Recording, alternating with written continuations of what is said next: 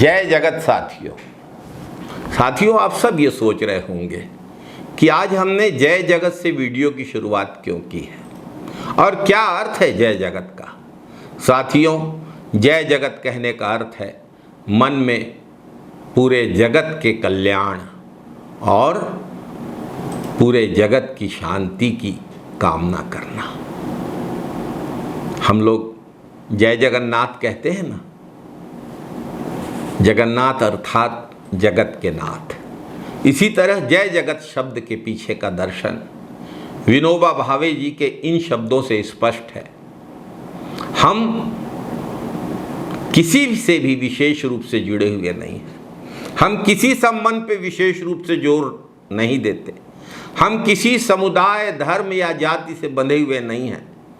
हमारा अध्ययन क्षेत्र दुनिया भर में फैले हुए श्रेष्ठ विचारों के क्षेत्र में उड़ान भरना है। श्रेष्ठ विचारों को आत्मसात करना हमारा पवित्र कर्तव्य है। विभिन्न विशिष्टताओं में अपनी समझ को स्थापित करना और पूरे विश्व के लिए दृष्टिकोण विकसित करना ही हमारा विचार और अनुशासन है। स्वाभाविक रूप से विनोबा भावे जैसे वेद के ज्ञानी, उपनिषद के ज्ञानी के लिए यह बात कहना उचित है। कहा गया ना ऋग्वेद में, आनो भद्रा क्रतो यन्तु विश्वतः। पूरे विश्व से अच्छे विचार हमारे पास आए। विनोबा भावे जाने माने स्वतंत्रता संग्राम सेनानी, जाने माने सामाजिक कार्यकर्ता और प्रसिद्ध गांधीवादी नेता थे। उनका नाम विनायक नरहरि भावे था। उन्हें भारत का राष्ट्रीय अध्यापक और महात्मा गांधी का आध्यात्मिक उत्तराधिकारी समझा जाता है। विनोबा का अर्थ ही है विश्व का महिमा मंडन। जय जगत शब्द संस्कृत के वसुधैव कुटुंबकम से लिया गया है, जिसका अर्थ है पूरी पृथ्वी एक परिवार है। विनोबा जी का आह्वान गांधी जी के सर्वोदय की भावना का अनुसरण करता है, जो सबके कल्याण के लिए सोचता है।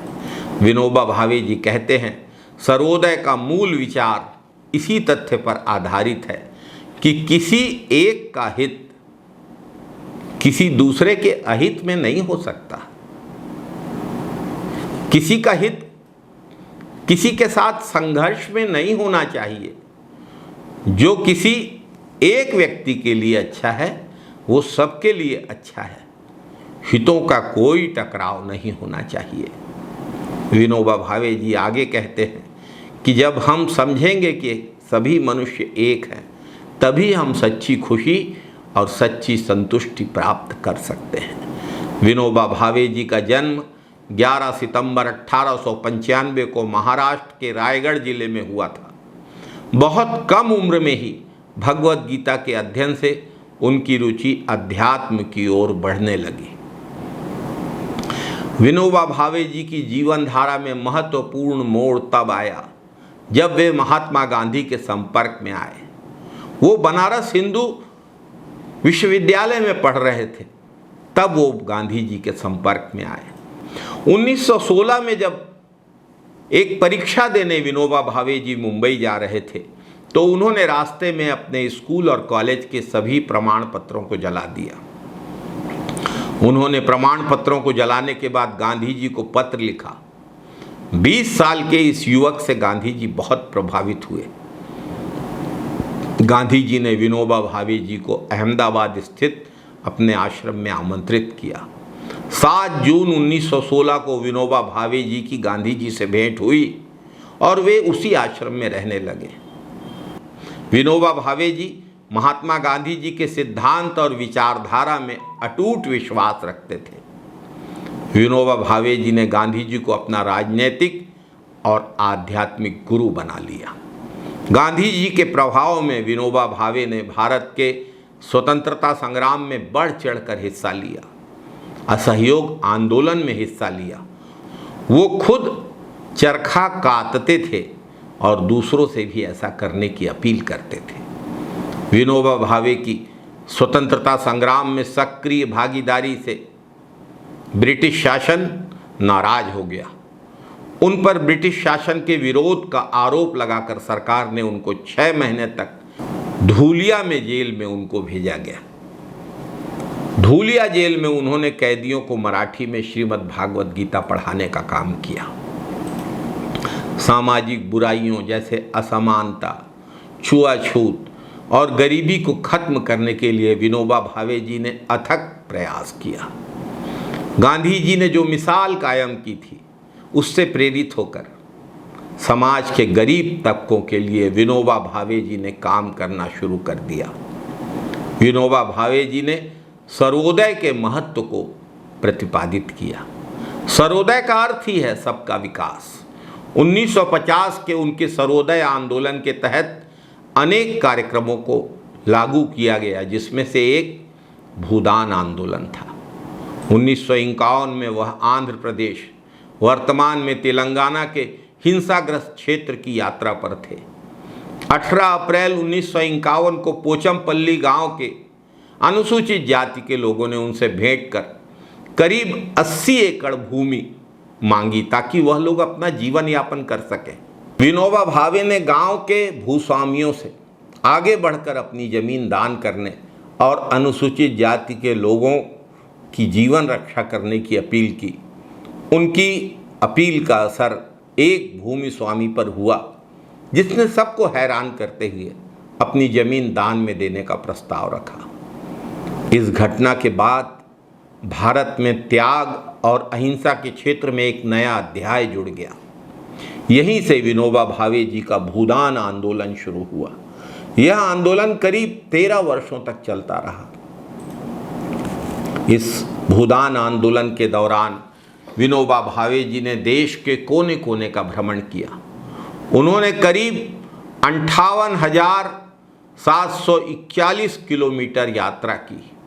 भूदान आंदोलन के माध्यम से गरीबों के लिए 44 लाख एकड़ जमीन भूदान के रूप में प्राप्त की और उसे जरूरतमंदों के बीच बांट दिया।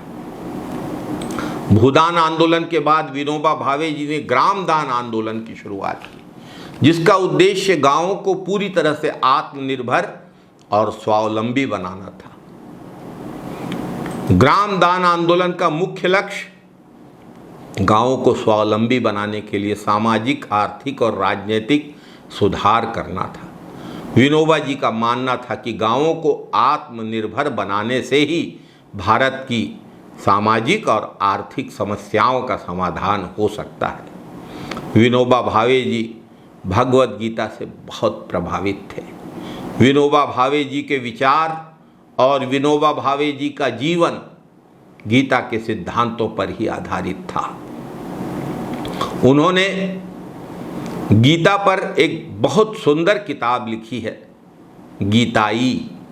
मराठी में आई का अर्थ होता है माता, और गीता को उन्होंने माँ की संज्ञा दी है। विनोबा भावे जी ने अनेक आश्रमों की स्थापना की। 1959 में महिलाओं को आत्मनिर्भर बनाने के लिए उन्होंने ब्रह्म विद्या मंदिर की स्थापना की। विनोबा भावे ने शिक्षा और समाज सुधार के क्षेत्र में महत्वपूर्ण योगदान दिया। अनेक ग्रामीण क्षेत्रों में, सुदूर ग्रामीण क्षेत्रों में स्कूलों की विनोबा भावे जी ने स्थापना की। शिक्षा के प्रचार प्रसार के लिए अनेक कार्यक्रम चलाए। वे महिलाओं के लिए और अनुसूचित जाति वर्ग के लोगों के अधिकारों के लिए लगातार सक्रिय रहे और समाज में व्याप्त असमानताओं को समाप्त करने के लिए विनोबा भावे जी ने उल्लेखनीय काम किया। विनोबा भावे जी ने अपने विचारों और सिद्धांतों को अनेक पुस्तकों और लेखों के माध्यम से व्यक्त किया। विनोबा भावे जी की किताबें और लेख उनके सामाजिक और धार्मिक विचारों को स्पष्ट करती हैं। विनोबा भावे जी ने सर्वोदय की विचारधारा को प्रोत्साहित किया, जो कि समग्र मानवता के कल्याण की दिशा में एक आदर्श दृष्टिकोण है। विनोबा भावे जी को उनके उत्कृष्ट कार्यों और समाज के प्रति उनके समर्पण के लिए अनेक पुरस्कार और सम्मान प्राप्त हुए। 1958 में उन्हें अंतर्राष्ट्रीय स्तर पर ख्याति प्राप्त रमन मैग्सेसे पुरस्कार और 1983 में मरणोपरांत भारत रत्न से सम्मानित किया गया। विनोबा भावे जी का निधन 15 नवंबर 1982 को हुआ। उनके निधन के बाद भी उनका योगदान भारतीय समाज के लिए सदैव अमर रहेगा। विनोबा भावे जी के किए गए कार्य और विनोबा भावे जी के विचार आज भी लोगों को प्रेरित करते हैं और समाज में सकारात्मक बदलाव के लिए प्रेरणा का स्रोत बने हुए हैं। वर्धा का पवनार आश्रम उनकी स्मृतियों से जुड़ा हुआ है। आज विनोबा भावे जी की जयंती के पावन अवसर पर उन्हें शत शत नमन करता हूँ, प्रणाम करता हूँ। जय जगत, जय हिंद, वंदे मातरम साथियों।